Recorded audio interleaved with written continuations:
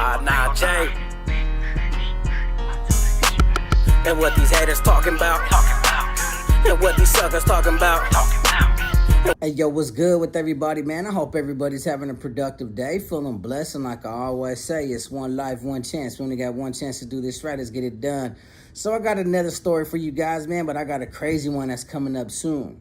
Has to do with the Black Hand and the cartel, so I'll get into that one a little later. So with that being said, hit that subscribe button, hit that like, always leave a comment. Let me know what you guys think in the comment section. Check the links in the description for my Apple and Spotify music. Go ahead and run my streams up, and you can check out my playlist section on my YouTube channel and check out my music right there. Thank you guys for you guys' time. Most importantly, thank you guys for you guys' support. Now, a lot of my stories, I painted the narrative, and which is true. It's all factual, on the simple fact that, you know, it's against Mexican mafia rules to politic on different territories.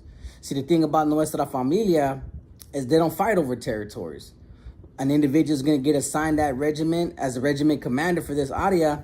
He don't have to worry about another regiment commander coming and taking over or infringing in his territory, on the basis that the only time he'll lose it is if another regiment commander that's assigned by the NF brass in Pelican Bay, or actually back then it was the Pelican Bay, but when the big homies in the yard, the general council appoints somebody as the regiment commander to be the, you know, the middleman for the regiment and the NF that's expecting all the money. See, with these guys, they're all assigned their own individual areas, their own authority, their own territory. So it makes it a lot more easier for them to infringe and encroach on one another's territory for personal gain, financial gain, or just to overthrow somebody's chair, overthrow his authority. Just the politics are real different. So we have Solo from Pacoima. The individual was made in the feds. And see, they all work together, the feds and the state, but the state has a lot more power because they're actually in the state of California, in which a vast majority of their power comes from the state of California. But they all get along, but you always have individuals that are going to politic against one another, so on and so forth. So Solo gets made in the feds, and he doesn't have territory out here. So he goes to Pacoima, he paroles. So it's Solo's brother, and then Solo had a homie named Droopy, who wound up snitching on everybody out of Orange County, one of the biggest snitches, they say, in the world when it comes to the Mexican mafia and a lot of other indictments. They're all out there, and Solo's on a mission like, bro, I need mines.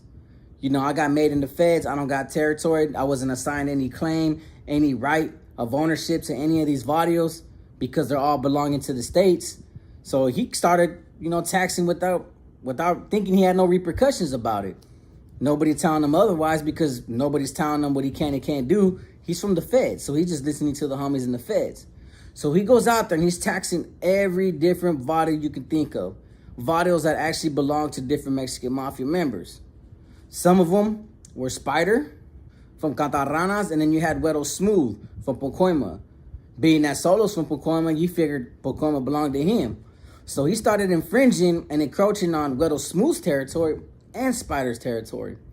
Now, there's a lot of history about Canta Rana that I'm going to talk about. One of my other subscribers who told me the story about Frankie B, he called me back and told me about Canta Ranas and, you know, Coate and the Grejetas. He wanted me to share that story later. But Canta Ranas, you know, their word is gold. That barrio is real structure. So when he's out there taxing all these different barrios, obviously word gets back to the Mexican mafia members that who these territories belong to, they don't like that. They don't like that at all. See, Solo was made around the time Cisco from Puente and Perico from Norwalk. There's like a 3 or 4 year time difference, but they all got made around the same time, right? So Solo's out there pushing his weight around. And he's actually taxing everybody, and everybody's kind of like, they can't refuse on the basis that Spider and Güero Smooth were like, look, man, he's going to be coming around. We're going to get at him. We're going to try to put him in check. We're going to try to get him in line. But you can't hit a May carnal, and you can't refuse a carnal. That's part of the rules. So these Surenos had no choice but to pay Solo the taxes. Well, they actually reached out to him, and they told him, like, hey, fool, kick back, bro. Like, I don't know who you think you are, if you are who you are, because they hadn't got word yet from the feds. You know, that getting messages from the states to the feds takes time. There's a lot of forms of communication. And in this story, there's a way that they did it that blew my mind because I had heard about it years ago from a different seller on the SNY. And I didn't believe it at first until my subscriber told me about it. Then he had told me about it in 2012. I was like, no way. But anyways, so they tell him, hey, man, whoever you are, if you say you are who you are, you know, what you're doing is wrong. Those territories and that money belongs to people. Like, in due time, you'll get yours, bro. Be patient. But for now, we need you to stop doing what you're doing. Well, Solo disregarded it. He said, Chales, bro, I'm taking all this. I need mines. So you can only imagine a vast amount of money that he was able to collect for himself. What is he doing with it? Who knows? You know, it's not like he was buying houses and he was buying luxurious cars and he was opening up a business. Nah, he was just collecting in the essence of collecting because he's a big homie. And you know, in these barrios, these Sureño neighborhoods are not going to say no because he's a carnal. All he got to do is get a couple people blasted and put people in line. Of course they're going to be in line. Even though they work for another big homie, that big homie can't reach this big homie right then and there on the ASAP. It takes time. And what's crazy about it is that his dad was named Sapo from Pocoima. He got indicted in the 95 indictments and was sent to the feds. That's a trip, right? Because when Solo got killed, they blasted his dad in the feds. Now, it's speculation on why his dad got hit, but don't you find it a little coincidental? His son's in the wrong, his son's doing wrong, committing some of the cardinal sins that the Mexican mafia frown upon, and they whack him for it, so his dad gets whacked after the fact. But they can blame it on a lot of other things. They might have said that his dad was politicking in a different sense, or he got crossed up. Either way, his son dies, then he gets smacked. I find that a little coincidental, if you ask me. So now, you know, you got a few Mexican mafia members involved in this. You got Spider from Canta Rana, you got Güero Smooth and Güero Caballo. All these individuals are getting taxed. He even stole money from Fly. Jacked him for some money too. So now a lot of Mexican mafia members in the States are not liking the way this Fed homie's getting down. And they keep reaching out to him. Well, guess what? Spider Selly, his name was Cartoon from Canta Ranas. Cartoon gets on, he pretty much had one obligation and one thing to do. Hey, go get this fool in line, fool. Go get him in line. So actually, Cartoon meets up with Solo in the San Gabriel Valley area, and he tells him, like, hey, fool, this needs to come to an end, bro. The homies are not liking what you're doing. They're not. So what you need to do is you need to kick on back, bro, and mine somebody and, you know, stop taking all the homies' feria. He disacknowledged that order, and that's what put him in the hat. That's all they needed was for him to say no one more time, and they got the green light. Y'all know the story. You can actually look it up, the article on how everything took place and how it all went down. But yeah, Cartoon took out Solo with the promise that he'd be made. And that's what happened. Cartoon actually did get made for taking him out. And here's the part that tripped me out, right? So Cartoon gets made, right? And he also gets indicted. And while he gets convicted, he's going to the feds. But before he's getting to the feds, he's already going at it with carnales in the feds. I'm talking about Mike Boo Boo and Old Man Rue. Why? Because they were already taxing, like, some Armenians and some other people that were already paying Cartoon. They began taxing them without Cartoon's permission after he got made. And Cartoon felt some type of way about that. But still, while this is transpiring, while Cartoon's already starting to go at it with the feds, while he's headed to the feds, Spider does something that at first it was hard to understand and hard to really fathom and believe, but it only made sense to me because I asked two different people, and Marcelli in 2012 told me about this. A correo that was sung by Oscar Cortez, Dell Records. And here's the lyrics. I put them right here on the screen. And my subscriber broke it down word by word and what he meant. And it was pretty much saying, like, bro, who he is. There's two letters in there that pretty much says an M and an M. You know, Mafia Mexicana. Everything about this song, they mentioned Joe's name, which is Cartoon. They mentioned Solo, being that he was going to be gone from the valley. You know, he's on his way. All this crazy stuff, bro. If you listen to my subscriber and how he broke down this song, it was a message, a direct message for everybody else to hear. Telling everybody, like, Spider was, you know, I'm an example. I've been a great example. I got 18 votes to conduct this. I only needed 5. And we did it because of what he was doing, but it was a righteous call. And at first, I'm like, no way, bro. They didn't go out their way to write a correo for about this. He goes, bro, it's possible, bro. I'm telling you, this was the song. We all knew about this song, that it had an exact message going to the homies in the feds on why they blasted Solo. He goes, plus, you know, that's how this dude got praised. You know, Spider got praised because he had his own correo. Now, mind you, before I continue the video, it was in 2012, man. Like I said, I had a seller named Sinner from Fontana. And he was a little short dude, like maybe 5'5", tatted up. And he used to always talk about like his lifestyle, you know, on the main line, which I didn't really care for. I was already transitioning. But he praised the Mexican Mafia. He used to always talk about him. So what he was doing, he was already a 2-5er, but he was adopting a lot of the things that the Mexican Mafia and the Surenos program was doing and incorporating them in the 2-5 program. The hot shots, the removals, everything you could think of. And he used to tell me about the Mexican Mafia members that he used to work for. So at first, like I said, I didn't have the knowledge that I know now about La M. Back then, I was too busy, NF, Norteño. That's all I knew, bro. I didn't know nothing about nothing now. So I couldn't believe half the stuff he said. Because in my eyes, the NF were powerful. In my eyes, we had the regiments. We were making hundreds of thousands of dollars. I had no idea that the Mexican Mafia was 10 times powerful than the NF. I thought the NF was damn near a cartel. But that's when I was young and blind. And even in my celly at that time was like, yeah, bro, like they even make corridos about themselves. And I remember me and my celly were arguing. I remember I was reading a Zapatista book when he said that. And he was reading the 33 Strategies of War by Robert Greene. So we were reading and we like to go over education with each other. And I was like, man, shut the hell up. But they ain't writing no goddamn corridos, bro. That's a cartel thing. And he was like, nah, bro, it's true, bro. They got corridos about themselves too. They got the money for it.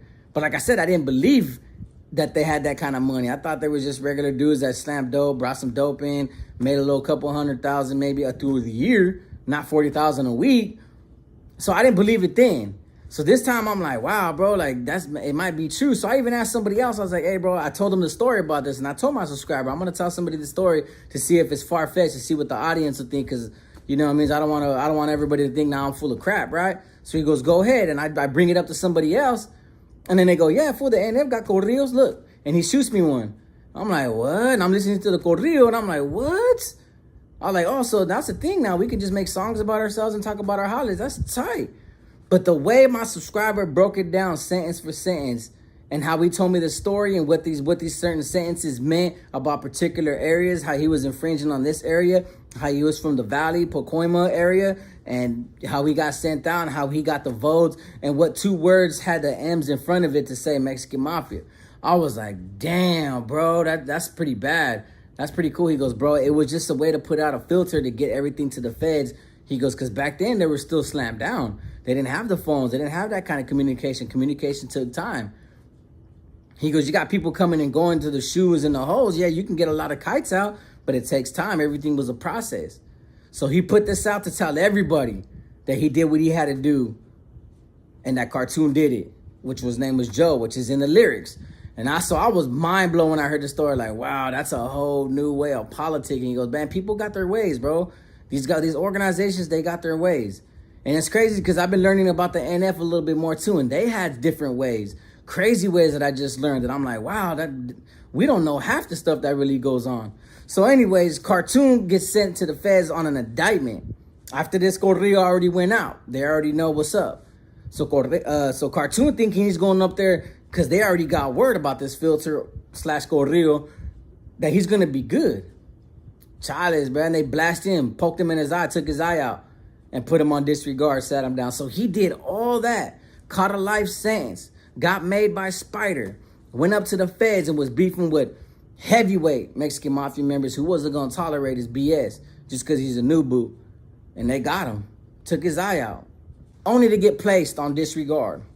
So what's a trip, right, is that, you know, I sit here and think about it for a long while, like, man, a corrido, and I listen to the damn song.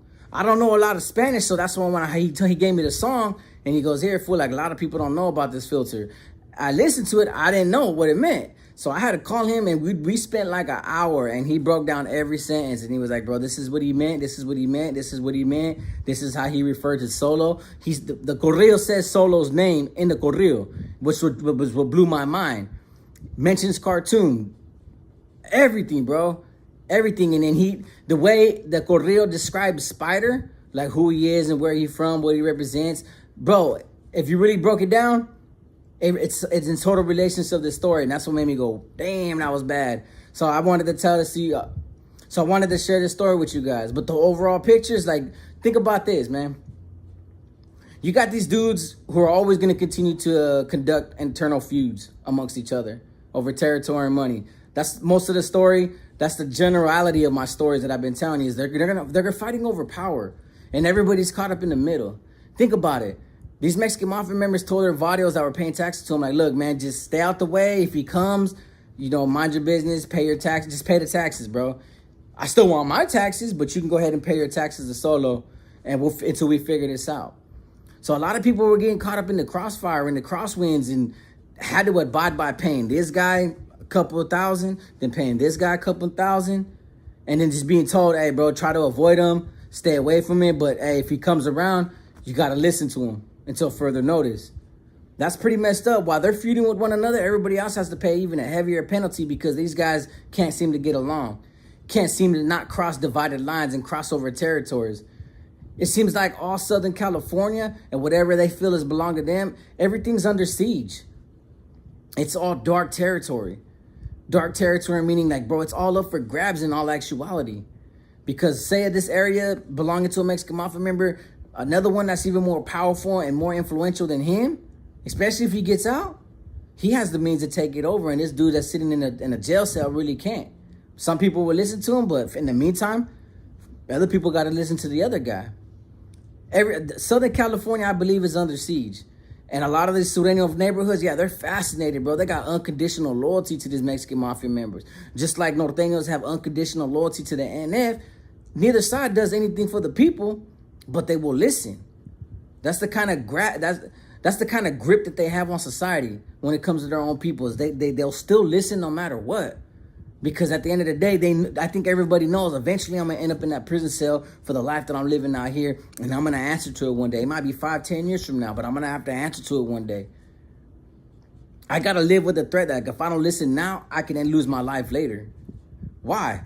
Because these guys are putting their own tierra, their own land, who they think it belongs to them, under siege. All for money. And this individual caught a life sentence on behalf of one carnal just for his own brothers to smack him in the feds and tell him, sit down, bro. You ain't nothing, bro. And you got one eye.